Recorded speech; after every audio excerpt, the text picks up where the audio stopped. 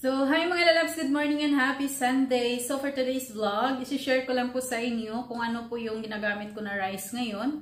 So, hindi na po ako kumakain ng white rice. Pero nung isang araw, namimiss ko kasi yung white rice kasi mas masarap talaga yung white rice. So, ayan, isi-share ko po sa inyo mga lalabs. Give it to me like...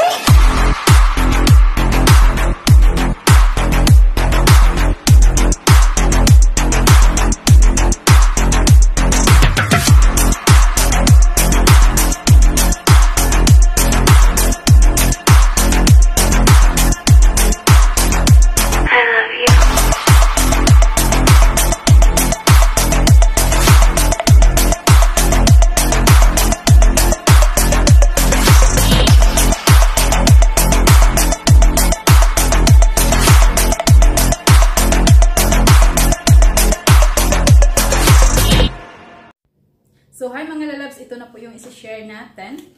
Ayan. So, ito po yung rice na kinakain ko araw-araw. Pero, mas masarap talaga yung white rice. Nung ano lang, kahapon, kumain talaga ako ng white rice kasi namimiss ko talaga. Kasi matagal na din po akong, medyo matagal-tagal na din akong kumakain nito. Yung pagdating ko dito, nag-change na ako ng brown rice. So, ito siya India Gate basmati rice. Isa siyang basmati rice brown. So, maganda siya. Extra long. Slender greens. Low in fat. Gluten-free. Low sodium. A source of dietary fiber. And 100% whole grain. So, maganda siya para sa akin dahil meron akong gallstone. So, maganda siya. Okay naman talaga ang ang lasa. Pero kung i-compare mo sa white rice, parang ayaw mo itong kumain ito. Pero okay lang. Basmati, masarap din naman ang basmati rice. Dati kasi nag-basmati rice kami yung yung white na basmati rice. Ito kasi brown. So, okay lang para sa akin mga lalabs.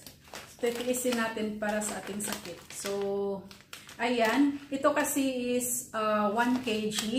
So, 16 QR, medyo pricey. Kung i-convert natin sa Philippine peso, Philippine money, 240 pesos for 1 kg. So, medyo mahal talaga. Mas mahal pa sa bigas sa atin kasi diba yung bigas natin nagmahala na 60 peso per kilo. Pero ito is 240 peso. So, pero sa isang takal, yung takalan natin pang saing, isa lang po yung niluluto ko nito. Minsan di ko pa maubos sa isang araw. May matitira pa kinabukasan. Tawag ito kasi minsan din, breakfast ko is kagaya ngayon, nag-potato lang ako. Potato fries, yung fresh. Niluto ko lang sa air fryer, walang oil. Tapos, minsan nag-oatmeal ako, kaya minsan di ko maubos yung isang takal. So, yung isang takal is 3 water. 1:3. Kasi maalos sa itong bigas na to pag kayo nagluto. So, ipakita ko din sa inyo kapag nagsaing na tayo. So, yun lang. Kung gustong yung may mga gallstone dyan, yan, maganda ito kasi low sodium and low fat. Tapos, 100% whole grain. So, ayan, magsaing na tayo mga lalabs at ipakita ko sa inyo. So, ito na mga lalabs, isang taka lang, tapos 3 tubig ang ilalagay natin dahil maalsa po siya. Ayan. Yan, hugasan na natin. Pero hindi siya madumi kagaya sa white rice.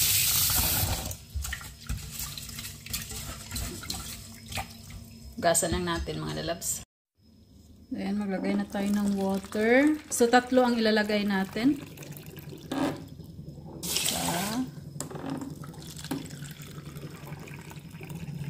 Cold water yung ginamit natin.